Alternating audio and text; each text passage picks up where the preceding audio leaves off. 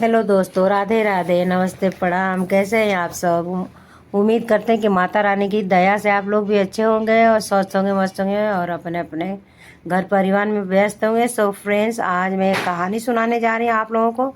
अगर कहानी अच्छी लगे तो आप लोग कमेंट में ज़रूर बताइएगा कि आप लोगों को कहानी कैसी लगी। और जो लोग मेरे ब्लॉग में नए हैं वो लोग चैनल को लाइक करें, शेयर करें, सब्सक्राइब करें और प्यारा प्यारा कमेंट करें और बेल आइकन ऑन ज़रूर करें। सो हम कहानी शुरू करते हैं। बच्चों, क्या आपने कभी इस नारे को सुना है या पढ़ा है? या यह नारा हमें श्री लाल बहादुर शास्त्री जी ने दिया, जो भारत के दूसरे प्रधानमंत्री थे। लाल बहादुर शास्त्री जी का मानवता था कि इस भारतीय जवान अपनी जान हथेली पर रख कर सीमा पर देश की रक्षा करते हैं। इसी तरह देश की इस किसान अपने परिश्रम से धरती को सींच कर अन्न उगाते हैं। वे हमारे अन्नदाता हैं, अतः देश की विकास में दोनों का योगदान सबसे अधिक है। उन्हें सम्मान देने के लिए ही उन्हें जय जवान जय किसान का नारा दिया गया। लाल बहादुर शास्त्री जी का जन्म 2 अक्टूबर 1904 में 4 ईस्वी को बनारस के कस्बे मुगल सराय के एक साधारण परिवार में हुआ था। उनकी माता का नाम राम दुलारी था और पिता का शारदा प्रसाद जी एक अध्यापक थे। बचपन में ही उनके पिता स्वर्ग सिधार गए। उन पर तो जैसे पहाड़ ही टूट पड़ा, किंतु उनकी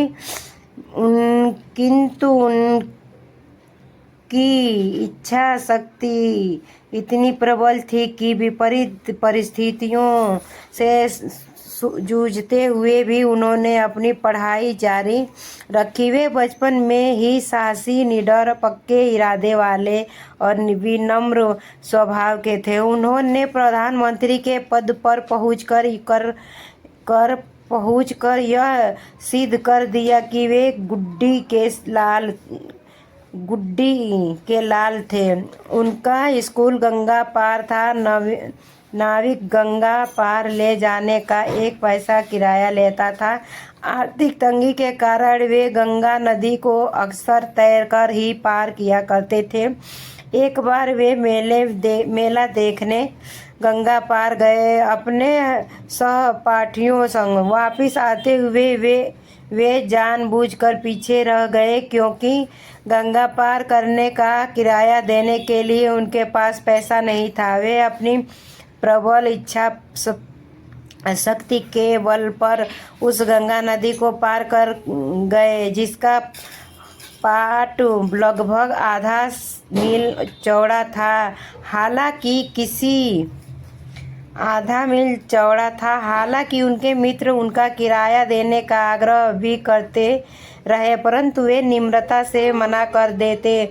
उन्होंने किसी भी साथी से उधार मांगना अपने गौरव के विरुद्ध समझा। बचपन के ऐसे संस्कार ही बड़े होते होते उनके जीवन के सिद्धांत बन गए। जीवन भर वे अपने सिद्धांतों पर अड़िग रहे। 17 वर्ष की आयु तक पहुँचते पहुँचते वे देशभक्ति के रंग में रंग चुके थे। सन 1921 में जब असहयोग आंदोलन हुआ तो देश की पुकार ने उन्हें अपनी पढ़ाई छोड़ने पर मजबूर कर दिया। उन दिनों देश की खातिर उन्हें जेल भी जाना पड़ा। निज हित का बलिदान कर देश हित के लिए हमेशा तैयार रहना शास्त्री जी के जीवन का एकमात्र उद्देश्य रहा। जेल में आने के बाद मौका मिलने पर उन्होंने शास्त्री की पढ़ाई पूरी की। तभी से उनका नाम शास्त्री जुड़ गया। आप लोग इस कहानी को ध्यान से सुनिए और ब्लॉग को लाइक कमेंट ज़रूर करिएगा और सब्सक्राइब भी करिएगा और बेल आइकन ऑन करिएगा। सो हम कहानी को आगे बढ़ाते हैं। देश सेवा के लिए अपने विचार का बलिदान देने वाले वे निराले देशभक्त थे। एक बार नैनी कारावास के दौरान उन्हें अपनी पुत्र की सख्त बीमार होने का समाचार मिला, तो उन्होंने पत्नी वह मित्रों ने जेल से पैरोल पर रिहा होकर पुत्री की देखभाल करने की गुहार लगाई, परंतु उस समय अंग्रेजी सरकार किसी भी राजनीतिक आंदोलन में भाग न लेने की लिखित शर्त पर ही छोड़ने को तैयार थी। सिद्धांतों के मतवाले को यह मंजूर न था। बेटी की तबीयत निरंतर बिगड़ने लगी। तुरंत शास्त्री जी देश हित के विरुद्ध कोई फैसला नहीं लेना चाहते थे और नहीं लेना चाहते थे और न ही लिया। फिर सरकार ने ही बिना शर्त उन्हें 15 दिन के लिए रिहा कर दिया। जब शास्त्री जी बेटी के पास पहुँचे तब तक उनकी जीवन लीला समाप्त हो चुकी थी। ऐसे में शास्त्री जी दुखी जरूर हुए, परंतु आज़ादी के दीवाने के इरादे बिल्कुल भी न डगमगाए। उसी प्रकार एक जेल यात्रा में उन्हें पुत्र को टाइफाइड होने का संदेश मिला तो वह विकट समस्या अपने सिद्धांतों से समझौता तो उन्होंने कभी किया ही नहीं था। इस बार भी ब्रिटिश सरकार ने उन्हें बिना लिखित शर्त के 1 सप्ताह के लिए रिहा किया।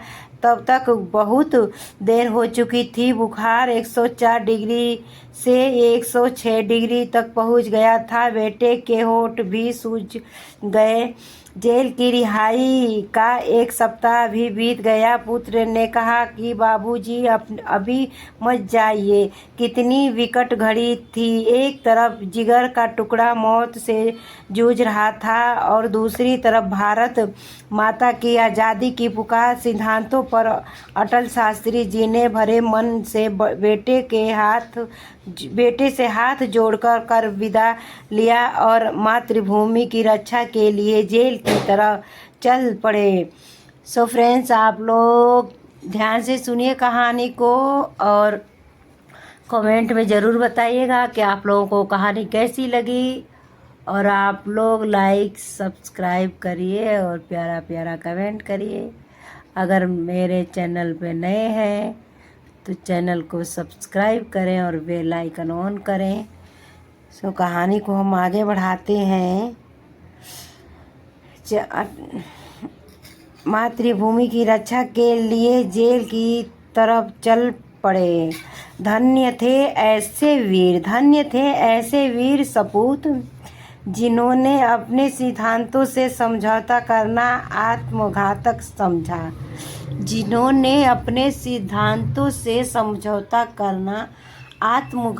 समझा। वह दृढ़ निश्चयी और सिद्धांतवादी वीर नायक भारतवासियों को 11 जनवरी 1966 ईस्वी को छोड़कर चिरनिद्रा में सो गया। समस्त भारतीयों ने उन्हें आंसू भरी आँखों से भावभीनी विदाई दी। उनका आदर्श जीवन आने वाली पीढ़ियों के लिए प्रेरणा स्रोत है। उनका नाम भारतीय इतिहास में सदैव अमर रहेगा। भारतीय इतिहास में लाल बहादुर शास्त्री जी का नाम अमर था, अमर है और अमर रहेगा। आप लोग ज़रूर बताइएगा कि इस कहानी में आप लोगों को सीखने के लिए क्या मिला और आप लोगों ने क्या सीखा, क्या ज्ञान मिला आप लोगों को। आप लोग ज़रूर बताइएगा। अब हम बढ़ते हैं दूसरी कहानी की तरफ। तो दूसरी कहानी मैं शुरू करती हूँ। ईमानदार शंकर। एक व्यक्ति का नाम है ईमानदार शंकर। एक गांव में एक बालक रहता था। कहानी हम शुरू कर रहे हैं, आप लोग ध्यान से सुनिएगा। एक गांव में एक बालक रहता था, उसका नाम शंकर था।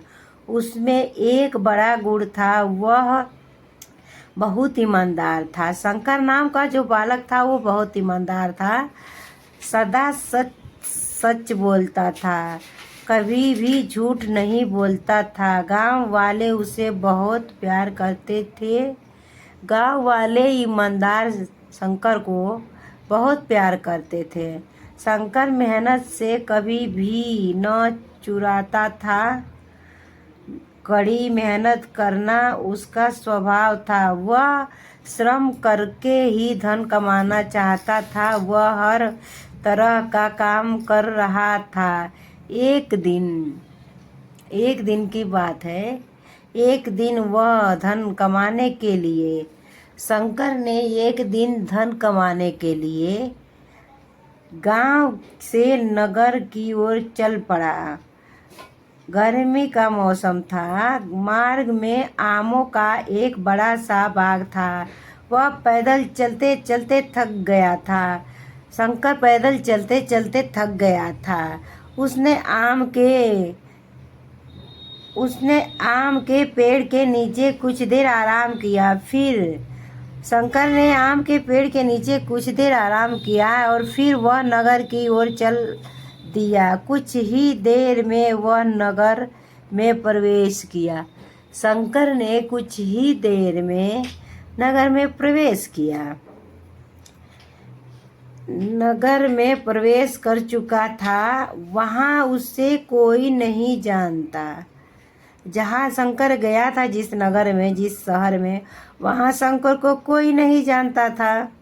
वह नगर में किधर जाए और कहाँ काम ढूंढे। शंकर सोचने लगा कि मैं नगर में किधर जाऊं और कहाँ काम ढूंढूं। कोई भी उसे नौकरी देने को तैयार न हुआ था। शंकर को कोई भी नौकरी देने के लिए तैयार नहीं हुआ था। आप लोग कहानी को ध्यान से सुनिए और समझिए और कमेंट में ज़रूर बताइएगा आप लोगों को कहानी कैसी लगी। और जो लोग मेरे चैनल पे नए हैं, जो लोग मेरा ब्लॉग देख रहे हैं, मैं उनसे एक रिक्वेस्ट करती हूँ, आप लोग चैनल को लाइक करिए, सब्सक्राइब करिए और प्यारा प्यारा कमेंट करिए, बेल आइकन ऑन करिए ताकि नोटिफिकेशन आप तक पहुँचे। कोई भी उसे नौकरी, अब कहानी में शुरू करती हूँ, आप लोग सुनिएगा। शंकर को कोई भी उसे नौकरी देने को तैयार न हुआ। शंकर भीख मांगना बुरा काम समझता था। वह सोच में पड़ गया, कहाँ जाए और कब क्या करे। परेशान था। उसने सोचा रात पानी पीकर ही बिता दूंगा। शंकर ने सोचा कि रात हो गई है, चलो पानी पी के ही बिता लेते हैं।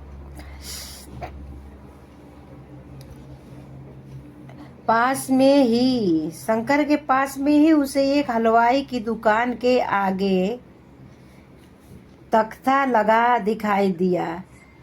जहाँ शंकर था वहाँ सोचा कि चलो आज बिना खाए बस पानी पी के ही हम रात बिता लेते हैं। तो पास में शंकर ने देखा कि एक हलवाई की दुकान है और आगे तख्ता लगा दिखाई दिया। वह मुस्कुराया। शंकर ने मुस्कुराया उठा। वह उसी तख्ते पर लेट गया। गर्मी के दिन थे और शंकर मुस्कुराकर उसी तख्ते पे लेट गया। वह थका हुआ तो शंकर थका हुआ तो था ही, लेटते ही नींद आ गई।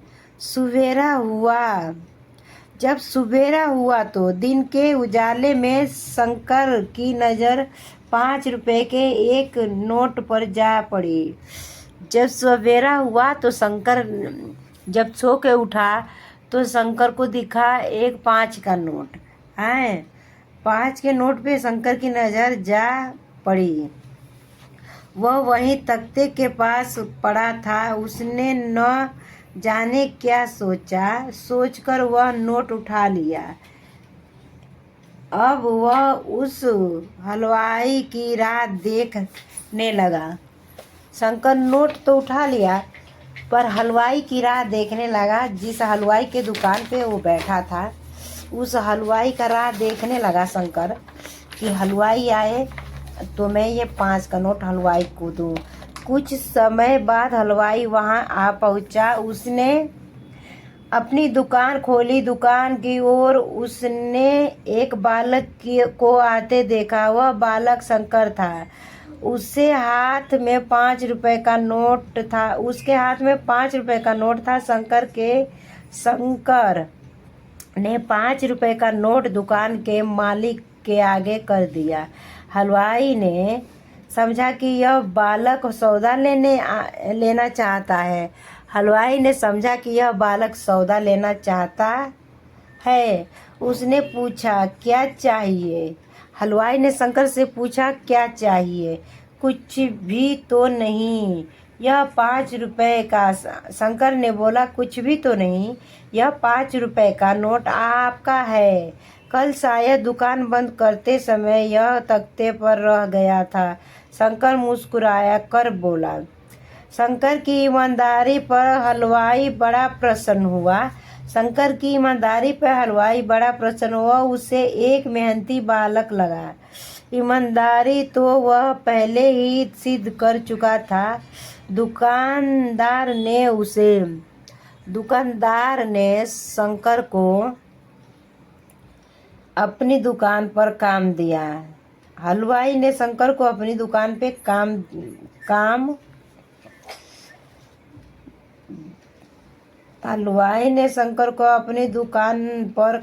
पर रख लिया। शंकर को और भला क्या चाहिए था। वह बड़ा ही प्रसन्न दिख रहा था। उसे काम मिल गया था। हलवाई उसे अपने बेटे के समान समझने लगा था। वह उस पर पूरा भरोसा करता था। अब तो वह तरह तरह की मिठाइयाँ बनाना भी सीख गया था। अब वह वहाँ सुख और आनंद से रहने लगा था। सो फ्रेंड्स, आप लोग इस कहानी से क्या प्रेरणा मिली आप लोगों को ज़रूर बताइएगा। और इस कहानी में कितना आनंद आ रहा है, आप लोग ध्यान से कहानी को पूरा सुनिए और देखिए। मैंने 2 कहानी आप लोगों को सुना दी। आप लोग कहानी पूरा सुनिए और समझिए। और आपको क्या प्रेरणा मिला है इस कहानी से, क्या अनुभव मिला है, आप लोग कमेंट में ज़रूर बताइएगा। सो सभी फ्रेंड्स को मैं यही रिक्वेस्ट करूँगी कि मेरे चैनल पे जो लोग नए जुड़े हुए हैं, मेरे ब्लॉग देख रहे हैं, जितने लोग नए, आप लोग मेरे ब्लॉग में ज़रूर कमेंट करिएगा और मेरे चैनल को लाइक सब्सक्राइब करिएगा। बेल आइकन ऑन करना मत भूलिएगा।